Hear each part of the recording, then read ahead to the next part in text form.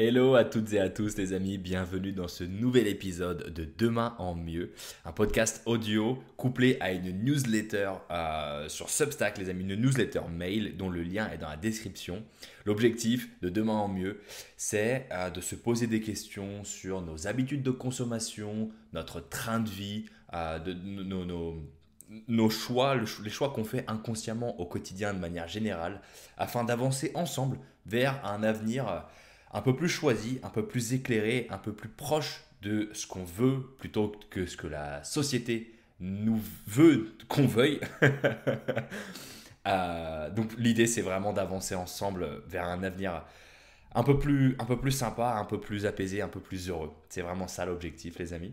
Et aujourd'hui on se retrouve pour un nouvel épisode, donc le deuxième de cette deuxième saison. Et c'est un épisode un peu particulier parce que je vais revenir sur un voyage que j'ai réalisé cet été. Un voyage qui m'a particulièrement marqué puisqu'il a été la fin d'un certain cycle pour moi, le début d'un nouveau, si je puis dire. Cet été, je suis parti. En fait, bon, petite remise en contexte avant de partir dedans. Moi, j'ai toujours été fasciné par le rêve américain. Ok, j'ai toujours admiré les self-made men américains, donc les mecs qui n'avaient rien du tout et qui, à force de travail et de persévérance et d'acharnement, d'effort, sont arrivés à se construire, à construire leur vie, à construire un empire. Donc, je pense à des mecs comme évidemment Steve Jobs, euh, Walt Disney. Dans la finance, je pense à Warren Buffett ou encore John Rockefeller. Bon, c'est des gens peut-être que vous connaissez pas, mais c'est des gens qui commençaient, qui n'avaient rien et qui sont devenus les boss des boss de leur game à force de travail et de persévérance et de mérite. Et c'est ça, moi, qui me faisait rêver dans ce rêve américain. C'est cette méritocratie où celui qui gagne, c'est pas le plus talentueux ou le plus avantagé, c'est celui qui a le plus travaillé, celui qui le mérite le plus. C'est ça qui me faisait rêver dans le rêve américain. Donc, voilà, là j'arrive à un moment de ma vie où je me pose des questions par rapport à où est-ce que je veux passer mes futures années, mes futures décennies peut-être. Donc, il est peut-être temps de voir si ce rêve américain, il est bien concret. Bon, j'avoue que déménager, de partir de la France vers les États-Unis, ça me faisait un peu peur. Ok, ça me faisait un peu peur. Mais juste au-dessus, il y a un autre pays des États-Unis et un autre pays que les États-Unis qui est toujours dans ce rêve américain et qui même me faisait rêver, mais autrement, c'est le Canada. Et le Canada, moi, j'ai toujours entendu des fantasmes incroyables à propos du Canada. Les gens sont gentils. La nature québécoise, la nature qui est pour moi quelque chose de fondamental dans ma vie, auquel j'accorde une énorme importance. Les grandes plaines canadiennes, vraiment la- les grandes réserves naturelles canadiennes, incroyables. Les gens sont gentils, bien éduqués, bienveillants. Tu peux sortir de chez toi en laissant la porte ouverte, tout ira très bien. Ton voisin te propose de tondre ta pelouse gratuitement juste parce que tu es en vacances. Tranquille. Mais j'entendais vraiment des dingueries sans déconner. Maintenant que j'y pense, je me dis, mais qu'est-ce que j'ai été con d'y croire. Bref, je pensais vraiment que déjà les États-Unis c'était le pays du mérite, ce qui me plaît énormément, mais juste au-dessus que le Canada c'était vraiment le meilleur compromis, si je puis dire, entre ce rêve américain capitaliste. Attention, je niais pas du tout tous les excès des États-Unis qu'on peut leur connaître, donc le racisme, l'ultra-capitalisme des banques américaines, l'injustice, la corruption, voilà. Tout ça, je l'avais bien en tête. Mais quelque part, je voulais pas vraiment y croire. Je me disais, c'est le pays de la liberté. Donc, moi, je vais pouvoir y aller et faire ce que je veux, rester propre à mes valeurs, tout en profitant des avantages de ce monde du mérite. Et la porte d'entrée, c'est le Canada. C'est le Canada. Sachant que au Canada, il y a une région qu'on connaît pas mal en France, qui s'appelle le Québec, qui est une région francophone qui me permettait de faire une transition un peu lisse entre ce rêve américain et ma vie que j'ai toujours vécue en France. Donc je me disais pourquoi pas. C'est vraiment le moment de savoir s'il y a une opportunité à saisir. Donc Cet été, je suis parti pendant un mois tout seul à Montréal, à une des plus grosses villes québécoises, si ce n'est la plus grosse ville québécoise, afin de vraiment faire face à la réalité et arrêter de vivre dans un espèce de fantasme et de vraiment savoir si c'est ici que je vais rencontrer mes rêves et cette terre d'opportunités dont je rêve, est-ce qu'elle existe bel et bien ou pas. Donc je suis parti seul à Montréal. Et aussi, il y a un autre truc qui me faisait particulièrement envisager Montréal parmi d'autres villes nord-américaines, c'est l'humour, le stand-up. Parce que moi, je suis humoriste et Montréal, voilà, j'ai toujours entendu dans les podcasts ou sur scène des humoristes français qui ont fait un passage par Montréal. Voilà, notamment Roman Frassinet, par exemple, qui parle, mais entre autres, mais pas que, hein, de manière générale, les humoristes français reconnaissent Montréal comme étant un espèce d'Eldorado artistique pour les humoristes français. Je me disais, bon bah voilà, c'est parfait. Mais pour moi, il y a tout là-bas. C'est vraiment, c'est là-bas que je dois aller, vraiment. Donc j'y suis allé tout seul. Bon, déjà, arrivé à Montréal, les choses étaient... la transition ne s'est pas faite en douceur. C'est-à-dire que j'arrive sur place. Le voyage s'est super bien passé, au demeurant. Voilà. Petite promo à la compagnie Air Transit, si je ne m'abuse. Air Transat, je sais plus vraiment, je crois que c'est un nom comme ça. Vraiment, j'ai fait un voyage aller super. Mais en arrivant, les 7 heures, ouais, c'est ça, les 7 heures de. 7 ou 9 heures? Non, 7 heures. C'est 7 heures sur la côte est et 9 heures sur la côte ouest. Les 7 heures de décalage horaire par rapport à la France, mais j'ai pris une patate. Oh, horrible, horrible, horrible, horrible. Vraiment, je l'ai vraiment très mal. J'ai vraiment très mal encaissé le décalage horaire à l'aller. Et en allant donc le jour où je suis arrivé, parce que je suis arrivé, en gros, je suis parti le matin de Paris et je suis arrivé le matin à Montréal. Sauf qu'entre deux, je me suis tapé 8 heures de vol. Mais je suis toujours le matin en fait, tu vois. Donc j'arrive à mon appartement parce que j'avais pris un appartement, une sous-location qui était vraiment génial, qui était super en plein Montréal. Voilà, c'était vraiment génial. J'arrive dans mon appartement, je dépose mes bagages et je vais à la piscine. Bon, pose pas de questions. Oui, c'est moi le mec qui traverse l'Atlantique pour faire des longueurs. Et je t'en reparlerai dans un prochain épisode. Ok, dans un prochain épisode de la newsletter et du podcast, je reparlerai de mon retour dans l'eau. Ne t'inquiète pas, j'ai beaucoup de choses à dire. Bon, je vais à la piscine, ok. Là, je suis exténué. Bah, du coup, je vais à la piscine, il est 11 heures. À 11h30, quelque chose comme ça. Tout le monde, c'est l'heure de manger. Moi, j'ai pas du tout faim. Je suis complètement jetlagué. Je suis complètement à l'ouest, la tête ailleurs. Je vais nager, super. Les gens sont plutôt sympas. Ça se passe. Je sors de la piscine. Et là, il faut que tu comprennes que je passe vraiment une demi-heure dans les casiers, dans les vestiaires, à essayer d'ouvrir les cadenas américains. Parce que nous, en France, c'est simple. Tu as deux types de cadenas en France. Tu as les cadenas à code, donc tu as des petites roulettes pour faire ton code, ou tu as la cadenas à clé. Facile, tout va bien. Mais non, en Amérique, tu as les cadenas avec la petite molette. Je ne sais pas si tu vois dans les séries ou dans les films, ils ont tous ces cadenas. Mais c'est des cadenas de merde. Mais c'est un casse-tête pour les ouvrir, ces cadenas. Si tu veux, tu as trois chiffres. Ok, il faut que tu t'arrêtes sur le bon chiffre à chaque fois. Il faut que tu fasses 3 tours vers la droite en passant par le 0 pour t'arrêter sur le premier chiffre. Ensuite, un tour vers la gauche en passant par le 0 pour t'arrêter sur le second chiffre. Et enfin, tu retournes vers la droite sans passer par le 0 pour atteindre ton troisième chiffre. Et là, tu tires et le cadenas s'ouvre. Oh, écoute, comment te dire que moi, complètement jetlagué, à l'ouest complet, après je crois qu'il a fait 1h15 dans l'eau, j'étais complètement éclaté. Il faisait 30, 28, 30 degrés, canicule totale. J'ai passé une demi-heure à essayer de comprendre le cadenas. C'était un calvaire. Normalement, en sortant de la piscine, on est sec. Et moi, j'étais en train de transpirer, mais à gouttes. Bref, le touriste loser à la perfection. J'étais vraiment au bout du rouleau.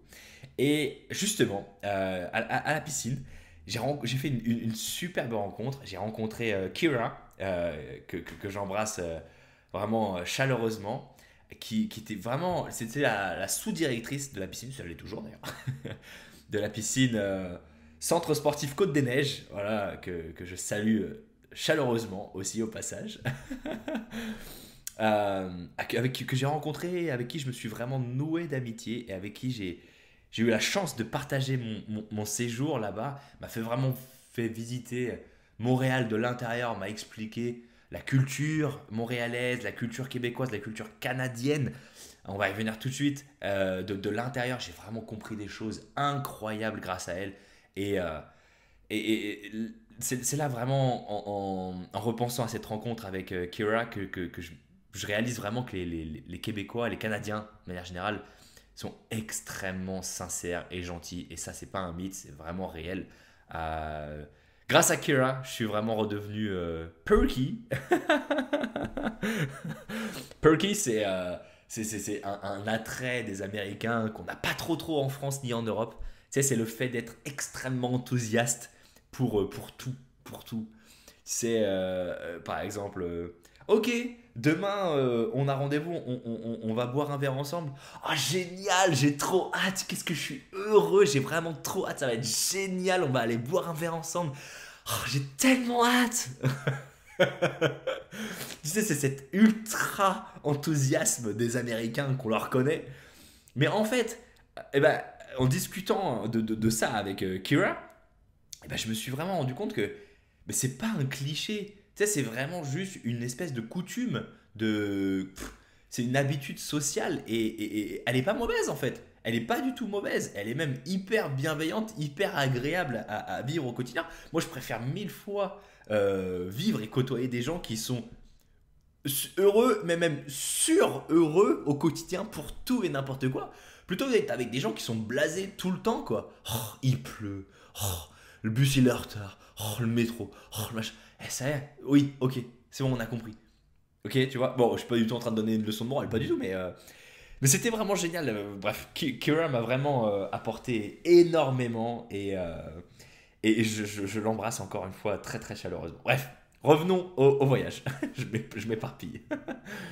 C'est là aussi où le podcast est vraiment complémentaire à la newsletter. C'est que dans la newsletter, ben, je relis, je réécris les choses. Tout est très propre. Mes idées, ce que je veux te raconter de mon voyage, eh ben, il est vraiment très bien mis en forme parce que j'ai pris le temps et l'effort de formuler les choses précisément. Bon, c'est fun, hein, j'espère écrire des choses assez drôles et agréables à lire. Mais dans le podcast, c'est vrai que je peux me partir un peu plus. C'est un peu plus humain. Je peux partir, je pars un peu en. Je divague beaucoup plus facilement. Et bon, je vous encourage, les amis, à vous encourager à vous abonner à la newsletter sur Substack, Lucas Demain en mieux, pour pouvoir lire déjà la newsletter, parce que je les sors une semaine sur deux, une semaine la newsletter écrite par mail, la semaine d'après l'épisode sur le même sujet, le podcast audio sort. Ok, chaque dimanche, il y a une fois sur deux la newsletter, une fois sur deux le podcast. Donc pourquoi c'est super intéressant de s'abonner à la newsletter mail, c'est que vous pouvez déjà la lire et poser des questions, me faire des retours et auxquels je vais répondre dans l'épisode en podcast le dimanche d'après. Donc ça peut être super. Bref, retour à mon voyage. Donc la rencontre avec Kira le premier jour, super, vraiment génial, c'était génial. Mais j'ai fait d'autres rencontres aussi la première semaine, les 3-4 premiers jours, qui ont encore une fois, tu sais, appuyé ce sentiment de gentillesse et d'hospitalité, de bienveillance des Canadiens à Montréal que j'ai rencontrés. Je suis allé voir un match de football, le football américain. Tu sais, le football américain, le football, le sport dans lequel on n'utilise pas le pied, mais qui s'appelle quand même football. Bref. Euh, mais on y reviendra sur ces matchs de football. Et dans les tribunes, alors c'est des stades énormes, ok? C'était vraiment des stades énormes. Et dans les tribunes, en fait, je discutais avec des inconnus qui m'ont expliqué le sport, mais en détail, parce qu'il y a énormément de règles. C'est un sport très complexe. Et ils m'expliquaient toutes les règles du jeu, les deux équipes, pourquoi ils faisaient tel choix tactique, pourquoi tel joueur joue, etc. J'ai dû tellement les saouler pendant tout le match avec toutes mes questions. Bref, Et tu vois, c'est des rencontres que j'ai fait avec des inconnus qui me parlaient de leur équipe, leur passion, de leur équipe favorite. Mais j'ai même pas eu leur prénom. Et ils étaient tellement gentils avec moi. Et c'est vraiment ça le sentiment que j'ai eu sur ces premiers jours, c'est que les Québécois que j'ai rencontrés étaient tellement gentils, tellement accueillants. Je me sentais le bienvenu, quoi, tu vois. Et c'est rare quand tu fais des gros voyages comme ça, que tu es tout seul à l'étranger, que tu te dises, ah putain, je suis... Ouais, je me sens un peu intégré quand même, tu vois.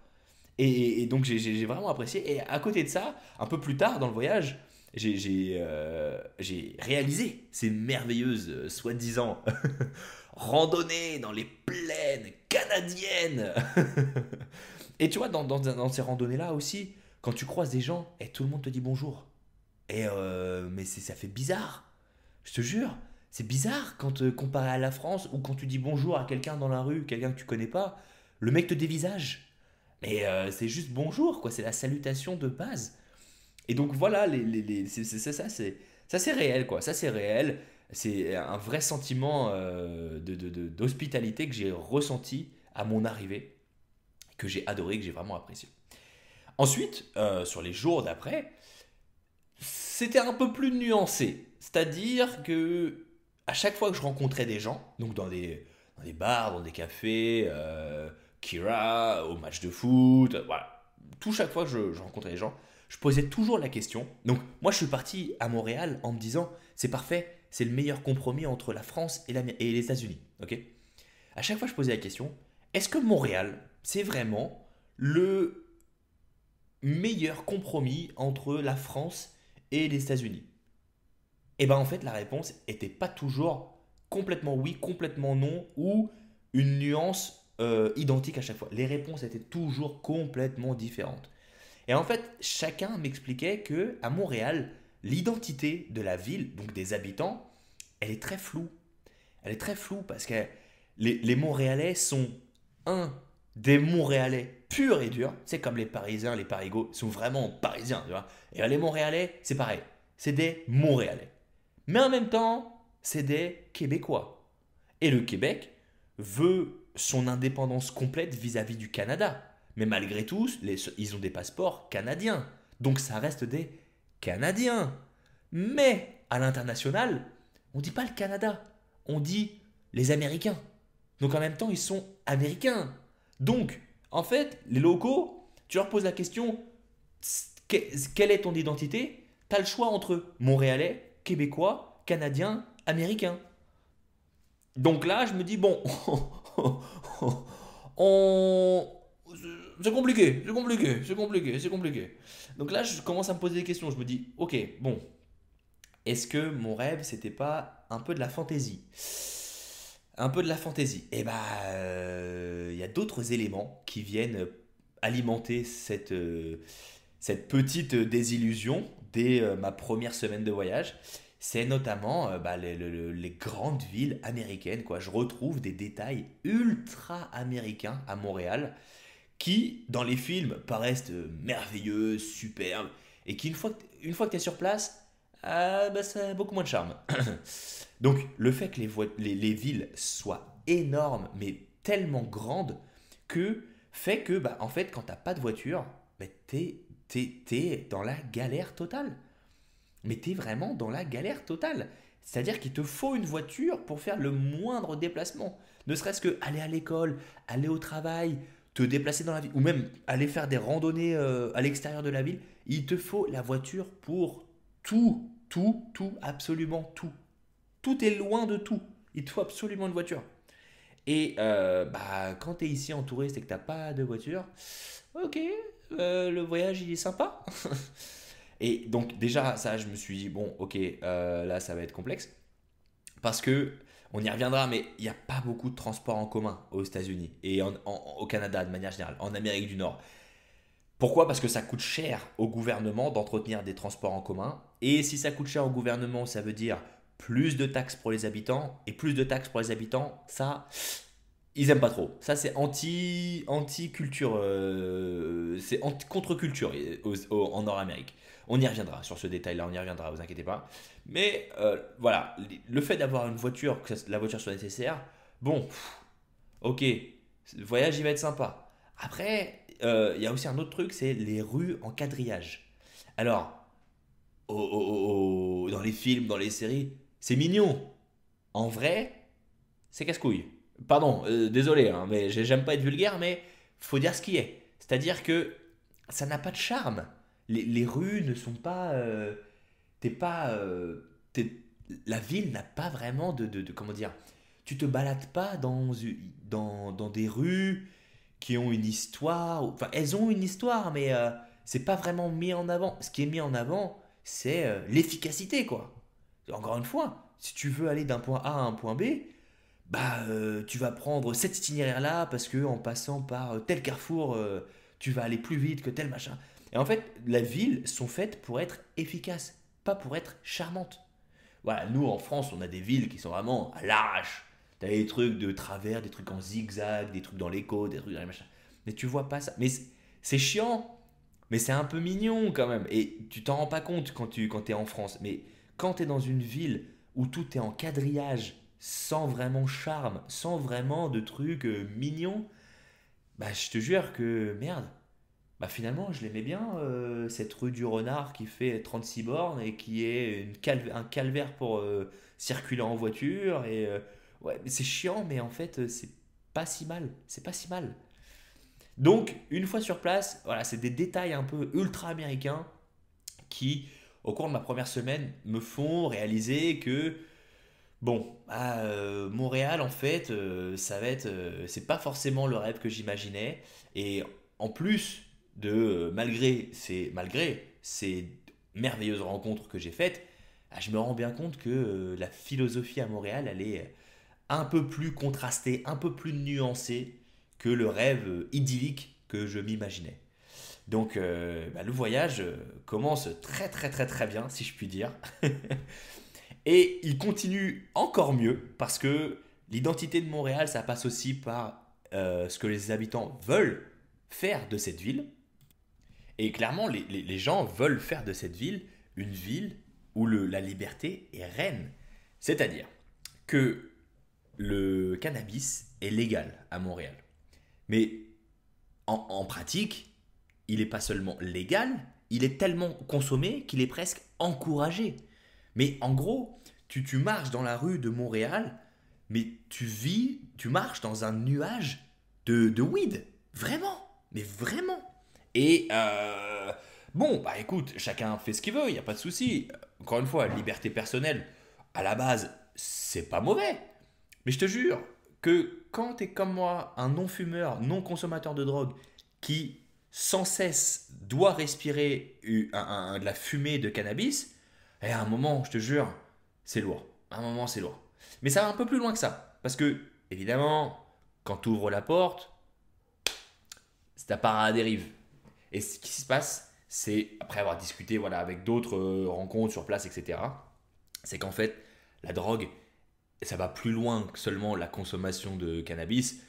Ça, en fait, la drogue, elle est omniprésente, mais à tous les niveaux. C'est-à-dire qu'à un moment donné, j'ai vu dans un match de foot une bande de 8, 9, 10 potes s'enfiler une pilule, quoi. Tu vois et vraiment, véridique. Hein. Et bon, je juge pas, chacun fait ce qu'il veut, attention, je ne suis pas du tout en train de juger. Je dis juste que, voilà, c'est une ambiance très liberté individuelle. Et en discutant avec des gens, ils me disaient, je leur posais la question, mais les drogues dures, les MDMA, Molly, Ecstasy, voilà, toutes les drogues, c'est de la merde. Bref, ne faites jamais ça, absolument jamais. Bref, euh, est-ce que ça c'est légal aussi, comme la marijuana? Et ils me disaient, non, mais je pense qu'ils le font chez eux. Ah, ok, d'accord. D'accord. Donc en fait, c'est des mecs qui. Et c'est courant, apparemment, ça semble courant de faire de la drogue de synthèse chez toi. En gros, de jouer à l'apprenti chimiste et de faire ta propre drogue chez toi, que tu consommes toi-même, tu vois. Et là, en fait, je me suis dit, mince. En fait, le libertarianisme américain, finalement, il est peut-être pas si incroyable que ça. Alors, qu'est-ce que c'est le libertarianisme? En gros, c'est un courant politique qui veut une liberté individuelle maximale et un pouvoir, ouais, qui veut un pouvoir individuel maximal, donc maximum de liberté individuelle, et un pouvoir du gouvernement minimal. En gros, fais ce que tu veux tant que tu fais de mal à personne. Bon, sur le papier, c'est pas mal. Sauf que, en gros, la liberté individuelle, elle vient toujours au prix du respect des autres. Quasiment toujours.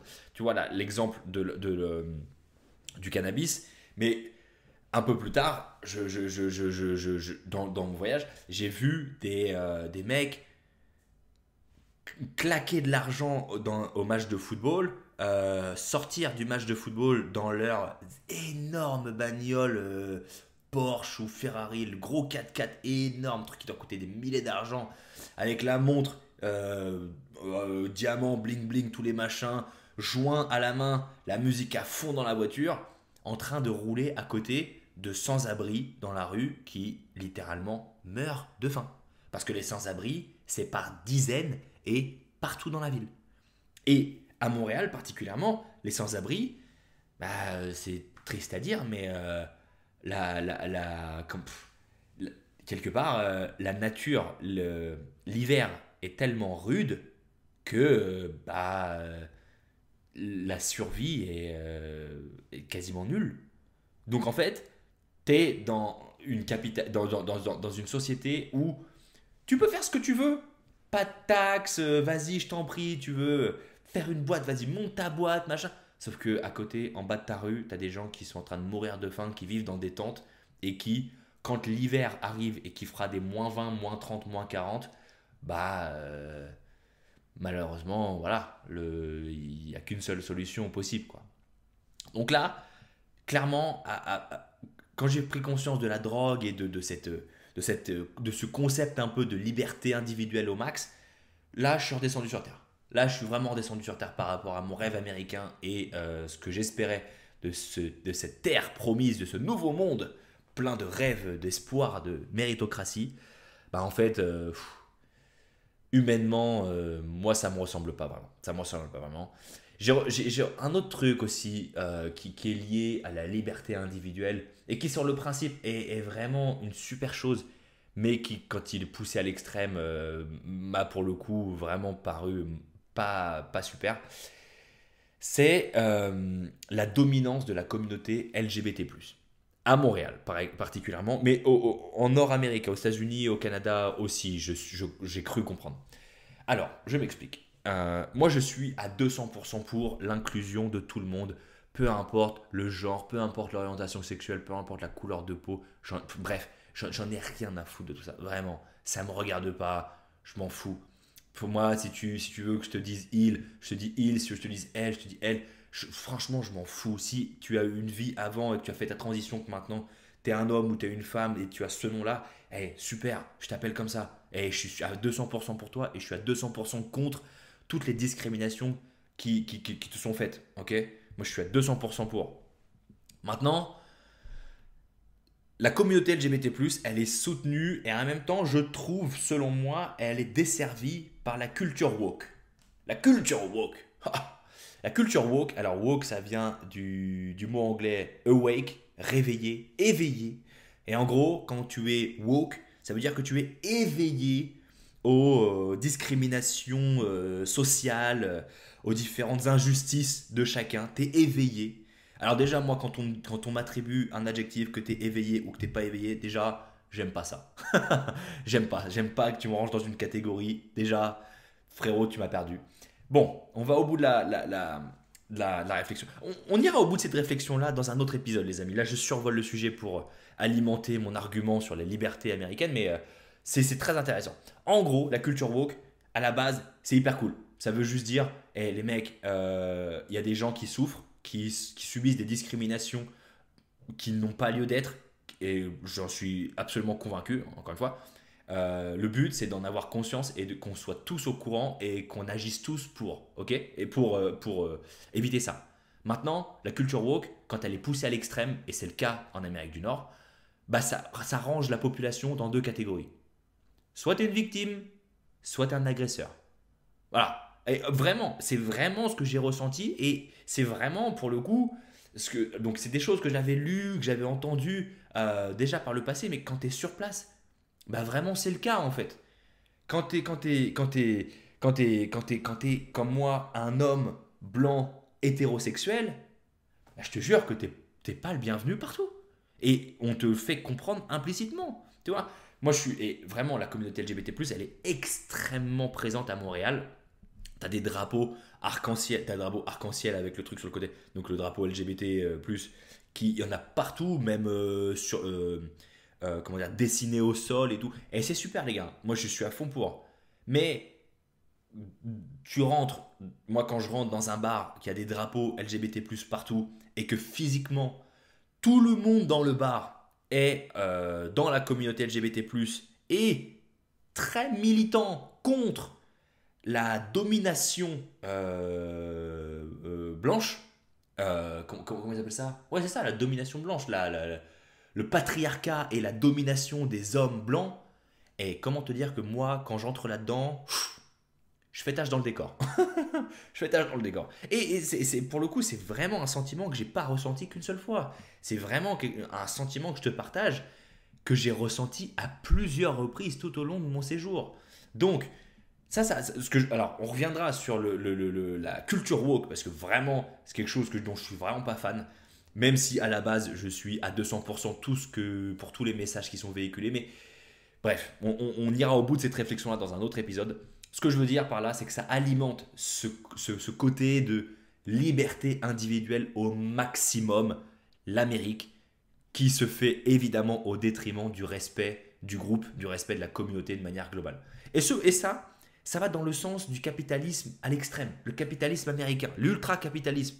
Et ça, je l'ai ressenti à travers plusieurs choses. Déjà, tout d'abord, tous les prix sont affichés hors taxe. Ok? Hors taxe, en gros, les taxes ne sont pas inclus dans le prix que tu vois sur la vitrine du restaurant. Très bien. Sauf que le truc, c'est qu'il y a plusieurs taxes qui doivent être ajoutées pour que tu connaisses le prix que tu vas payer à la fin. C'est la taxe fédérale et la taxe provinciale. Bref, ça c'est le Canada, on s'en fout. En gros, tu rajoutes 15% de taxes sur le prix que tu vois affiché sur la vitrine. Ça marche? Mais en plus, il faut que tu rajoutes des pourboires. Les pourboires, c'est environ 15%. Donc au total, tu rajoutes 30% par rapport au prix qui est affiché sur la vitrine. Tu vas dans un restaurant, c'est affiché, ok, le burger affiché à 30 euros, tu ressors, tu as lâché 40 balles. 30 dollars, pardon, tu as lâché 40 dollars. Parce que c'est des dollars canadiens, ok. Donc, ok, à la base, tu pourras dire, bon, bah c'est la culture, c'est comme ça, c'est bizarre, mais c'est comme ça. Et là, en fait, c'est pas du tout un truc de culture. En discutant avec Kira et d'autres Canadiens qui m'ont confirmé aussi cette anecdote, le fait d'afficher les trucs hors taxe et les pourboires en plus, ça vient historiquement que au début du game, en gros, quand l'Amérique a été colonisée, enfin, ouais, c'est ça, colonisée, et en gros, qu'ils ont pris leur indépendance, dans la culture américaine, les riches, ils aiment bien montrer qu'ils ont de l'oseille en lâchant des gros pourboires. On reviendra sur les taxes après, je parle des pourboires d'abord, ok? Pourquoi est-ce qu'on a des pourboires? Les Américains ils aiment bien se la raconter en montrant qu'ils ont de l'oseille en lâchant des gros pourboires, ok? Sauf qu'à la base, le truc c'est que les serveurs, ils finissaient les mois avec des salaires bien supérieurs aux propriétaires de l'établissement. Et grâce aux pourboires. Donc, la réaction des propriétaires d'établissements, de bars ou de restaurants, ça n'a pas été de dire, ah, écoutez les mecs, on partage tous le pourboire. Ça a été d'aller voir le gouvernement et de leur dire, écoutez, vous avez vu les pourboires qu'ils prennent? Moi, je veux pouvoir les payer moins que le salaire minimum. Et devine quoi? Bah, le gouvernement, il a accepté. Donc maintenant, les serveurs, ils sont payés que dalle, mais vraiment que dalle. Et en gros, bah, ils comptent. En gros, les pourboires, c'est obligatoire, ne serait-ce que pour les rémunérer eux. C'est presque quasiment uniquement leur salaire. C'est-à-dire qu'il y a des bars et des restaurants où les serveurs ne sont rémunérés que par les pourboires. Donc en gros, tu es obligé de les donner pour boire. Donc, bon, À la base, tu te dis, bah écoute, c'est dans la culture, faut être généreux, machin. Non, non, c'est pas une question de générosité. C'est une question que l'humanisme entre les propriétaires des bars et les serveurs n'existe pas du tout. Les mecs, ils ont aucune pitié envers leurs employés. Aucune. Et maintenant, les taxes. Pourquoi les taxes ne sont pas comprises? Bah en gros, c'est le libertarianisme dont je te parlais juste avant. C'est l'idée globale, c'est pas mon problème, c'est le tien. C'est-à-dire que les propriétaires d'établissements disent aux clients, ces 15% de taxes là, moi, je les touche pas. Ça ne va pas dans ma poche, ça me regarde pas. Si t'es pas content avec ces 15% là, eh ben plains-toi au niveau du gouvernement, mais c'est pas mon problème à moi, donc ça fait pas partie de mon prix, c'est entre toi et le gouvernement. Ouais, sauf que les taxes, c'est ce qui permet de financer les services publics, notamment les hôpitaux, les routes, les écoles. Donc en fait, cet argent, il n'est pas à toi, il est à tout le monde. Donc, encore une fois, le libertarianisme et le capitalisme extrême de l'Amérique refait surface. Et bon, bah, franchement, c'est pas Jojo, quoi. C'est vraiment pas humain et c'est vraiment. Ouais, c'est vraiment sans pitié. C'est sans pitié, c'est ça le terme, c'est sans pitié. Tout à l'heure, je te parlais que la voiture était essentielle parce que les transports en commun n'existent pas. C'est ce que je te disais.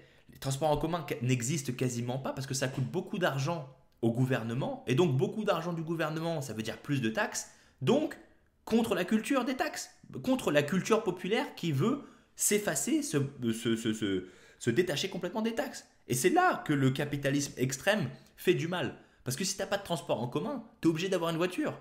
Mais les gens qui ont un budget serré, qui sont difficiles, qui sont en difficulté sociale et financière, mais ils n'ont pas les moyens d'avoir une voiture. Bah donc ils n'ont pas de travail. Bah donc ils sont encore plus dans la merde. Voilà, le capitalisme sans pitié, inhumain de l'Amérique. Là pour le coup, une fois que j'étais sur place, j'ai vraiment pris une claque et je m'en suis vraiment rendu compte. Un autre truc aussi qui m'a vraiment fait redescendre sur terre vis-à-vis du capitalisme, c'est justement la randonnée que j'ai faite dans les plaines, merveilleuses grandes plaines canadiennes. Je bois une petite gorgée de mon magnifique thé. Alors, quand je te disais que tout est loin, c'est que tout est vraiment très loin. C'est-à-dire que moi j'étais à Montréal et je voulais me faire une superbe randonnée, ok. J'ai identifié la merveilleuse boucle du Grand Brûlé euh, au parc national du Mont Tremblant, d'accord. Je me dis, waouh, ça va être génial, super parc national, ça va être merveilleux, je vais m'éclater, super. Bon, pas de voiture, pas de transport en commun, ok. Bon, après, bon, je suis là pour kiffer aussi, tu vois. J'ai pas fait non plus tout ce voyage pour être un peu ric-rac, etc. Je suis parti avec un peu de budget, je le savais, et je voulais en profiter justement. Ok, je loue une voiture, bon, c'est pas donné, mais je me dis, je suis là pour kiffer, allez, c'est bon. Truc qui me ressemble pas du tout, hein. Je suis pas du tout du genre dépensier. Donc, tu vois, là, je te montre vraiment que je me mets en dehors de ma zone de confort, ok. Je loue une voiture un peu chère, mais je me force, entre guillemets, à dépenser de l'argent, de dire, allez, t'es là pour kiffer, nos limites. Je me fais violence. Je me fais violence. Ok, je récupère la voiture. Déjà, c'est une voiture automatique américaine. Il y a 50 000 lettres. Je n'ai jamais conduit de voiture automatique. Écoute, c'était un calvaire. Combien de fois j'ai pilé parce que tu sais, c'est des... t'as deux pédales. T'as pas d'embrayage. En gros, faut que tu oublies que t'as un pied gauche. C'est juste le pied droit et le pied gauche. Mais le frein, il est ultra sensible. Mais comment te dire que j'ai pilé dans Montréal pour atteindre l'autoroute? Mais alors, je me suis fait klaxonner. Mais combien de fois? Oh, mon Dieu, bref. Je t'épargne ce détail, cette aventure. Recommence. Je suis dans la voiture. J'allume Waze pour aller à la randonnée. Ok. Bon, bah, je suis parti pour faire 4 heures de route pour 4 heures de randonnée. Ouais, tout est vraiment loin de tout. Vraiment loin de tout. Allez, super, un plein d'essence. Allez, je remets le même montant que pour la location de voiture. Je suis là pour kiffer. J'y vais. 2 heures de route. J'arrive à Mont-Tremblant. Waouh, super. Il y a des beaux arbres, c'est vert, magnifique, machin, super. Je viens et je regarde et c'est bizarre. Il n'y a pas de parking. Bon, j'allume Waze, Google Maps. Je vois il y a un parking à côté. J'y vais. C'est un parking privé. Mais les parkings privés, c'est cher. Mais quand je te dis cher, c'est-à-dire que les parkings Indigo et je sais pas quoi en France, c'est rien du tout. C'est-à-dire que dans le parking, j'ai mis autant d'argent que dans l'essence, autant d'argent que dans la location de voiture. Donc la location de voiture, qui m'a déjà fait un petit peu mal au cœur, je l'ai payé 3 fois. Le montant, je l'ai payé 3 fois. Donc me voilà parti pour faire la randonnée. En gros, je te la fais courte. La randonnée, j'ai pas du tout marché. J'ai fait du trail. En gros, j'ai couru. La randonnée, je l'ai terminée en 2 fois moins de temps que annoncé sur l'application All Tries. Parce que j'avais en tête, j'avais le chrono du parking qui tournait et mon argent qui s'envole en fumée avec.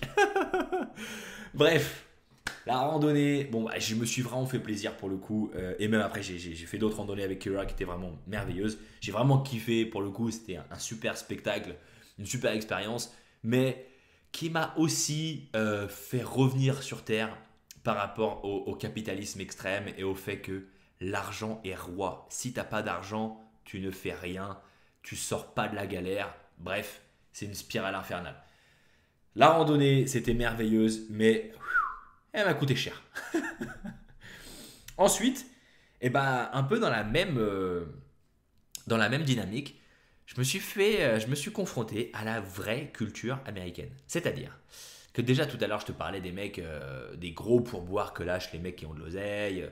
Dans le stade de foot, les mecs qui sortent avec leur voiture de luxe, en train de bling bling, en train de se la raconter, de frimer avec leur oseille, machin. Mais dans le match, je suis retourné plusieurs fois. Je crois que j'ai fait 2 ou 3 matchs de football américain. Les Alouettes de Montréal. C'est le nom de l'équipe.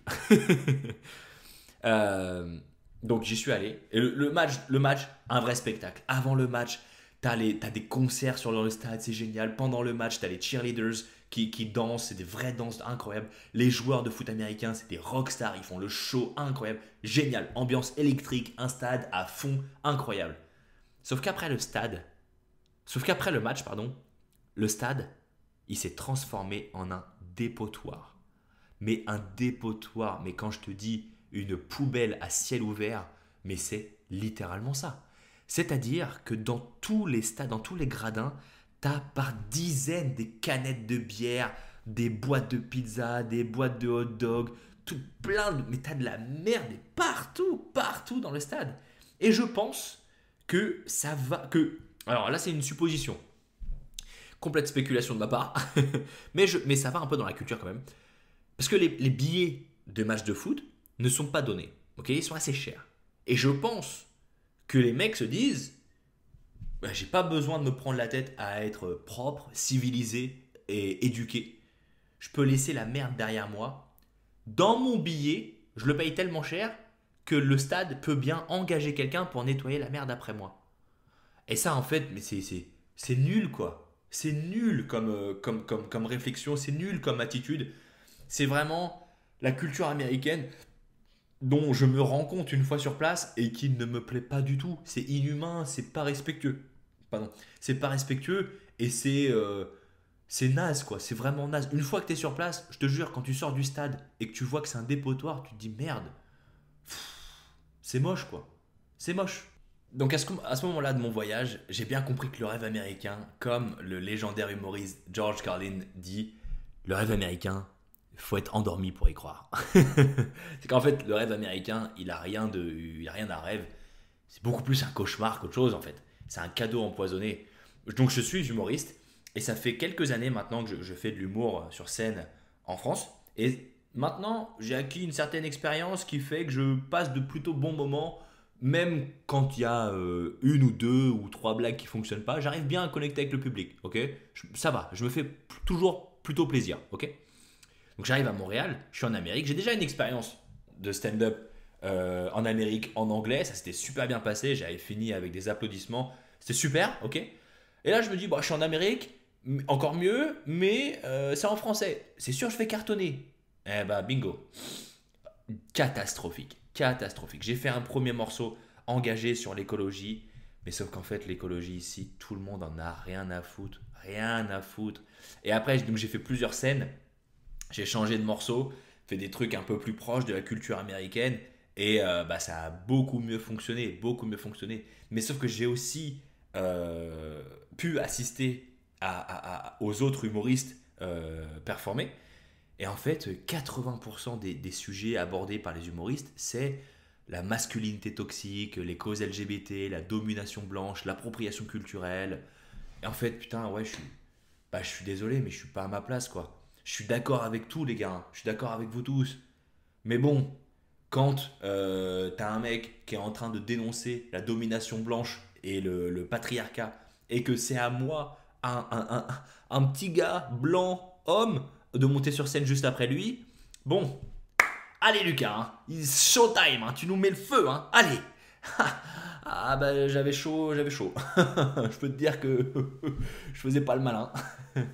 Et en fait c'est ça qui m'a un peu déçu aussi, c'est que je pensais vraiment que le stand-up à Montréal allait être super cool, que ça allait être génial et tout.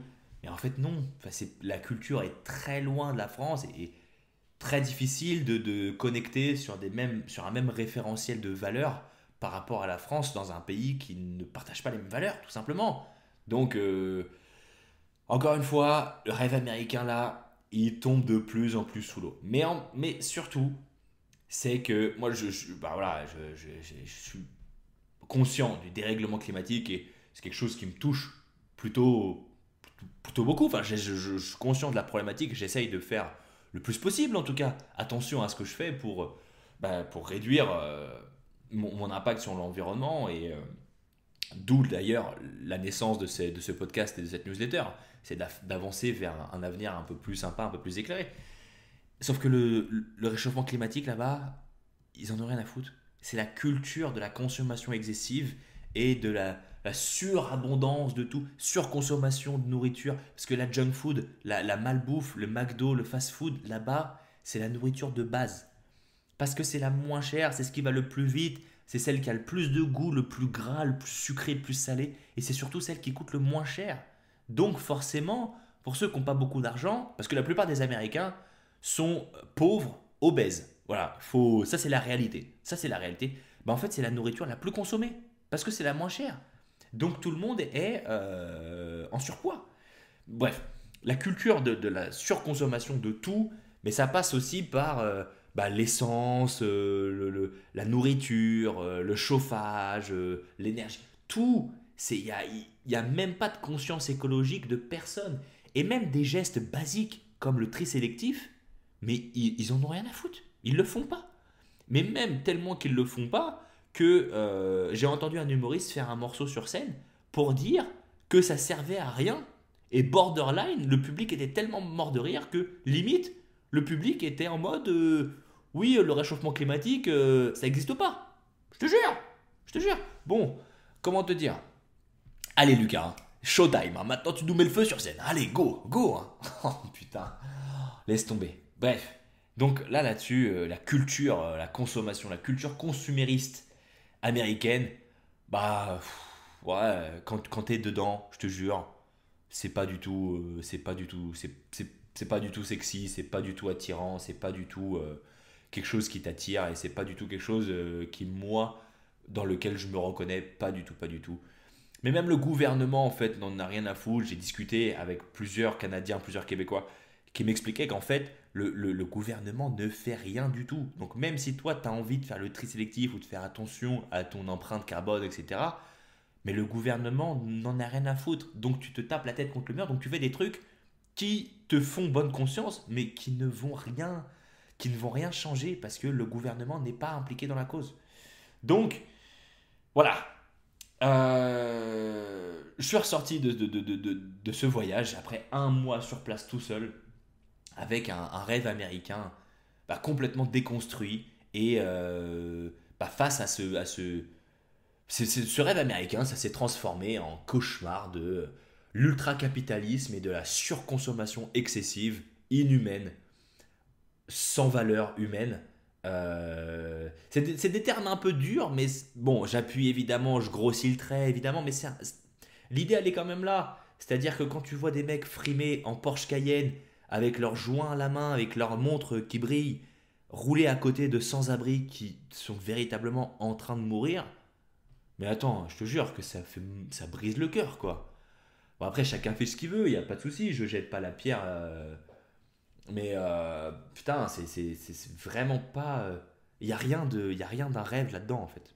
Et je suis vraiment redescendu sur Terre. Je suis revenu de ce voyage en étant beaucoup plus fier d'être français que jamais. Je suis fier d'être français. D'ailleurs, c'est bizarre qu'on trouve ça bizarre. C'est bizarre qu'en France, que ce soit un si mal vu qu'on dise d'être fier d'être français. Pour moi, les gens qui disent qu'ils sont fiers d'être français, limite, ils sont extrême droite. Alors que non, moi je suis super fier d'être français, je suis super fier des valeurs et de l'engagement de la France à travers le monde, de la culture française, de l'histoire, de la solidarité française. Parce que franchement, quand tu es en Amérique tout seul, tu te rends vraiment compte qu'en France, c'est une qualité de vie merveilleuse. Ne serait-ce que... Mais en fait, tu vois, toutes les générations qui sont passées avant nous se sont vraiment battues et y ont laissé la vie, notamment à la Révolution française, pour qu'on ait, bah, ne serait-ce qu'un système de santé publique, qu'on ait les retraites, la retraite, qu'on ait un système, l'éducation nationale. Tout ça, en fait, on le prend pour acquis. En tout cas, moi, je l'ai toujours pris pour acquis en France, et je l'ai toujours trouvé que c'était pas assez bien, etc. Mais quand tu es à l'autre bout du monde et que là-bas, il n'y a pas de tout ça, et que quand tu es pauvre et que tu n'as rien, tu crèves. Je te jure que la France, bah, il fait bon vivre. Il fait vraiment bon vivre. Donc voilà, loin de tout, en fait, je me suis réaligné sur mes valeurs, qui je suis vraiment. Et c'est vraiment beaucoup plus proche des valeurs françaises, la solidarité française, les valeurs d'inclusion. Voilà, pour moi, la France, elle est toutes les couleurs de peau. On est un des rares pays du monde qui est laïque. C'est-à-dire que au Canada comme aux États-Unis, c'est la religion chrétienne, elle est couplée au gouvernement. Tu vois, les présidents américains prêtent serment sur la Bible. Voilà. En France, non. Voilà, en France, c'est toutes les religions coexistent plus ou moins bien. Attention, je ne dis pas qu'il n'y a pas de discrimination de religion, ni qu'il n'y a pas de discrimination de couleur de peau, ni d'ethnie, pas de tout. Mais la France, malgré tout, le peuple, il est constitué de plein de communautés. Et c'est ça qui nous fait notre beauté dans notre pays. C'est ça l'esprit français, le savoir-vivre français, c'est de voir plein de couleurs, plein d'origines ethniques, plein de diversités qui font rayonner notre pays. Vraiment, je suis vraiment fier d'être français, j'aime mon pays, et c'en étant loin que tu te rends compte que la France, elle est belle, elle est puissante, et elle est beaucoup plus proche de mes valeurs humaines que je défends, qui sont les miennes, encore une fois, attention, qui sont les miennes. Bref, on arrive à la fin de cet épisode, un épisode un peu plus long que d'habitude, un épisode un peu particulier parce que y avait beaucoup de choses à dire.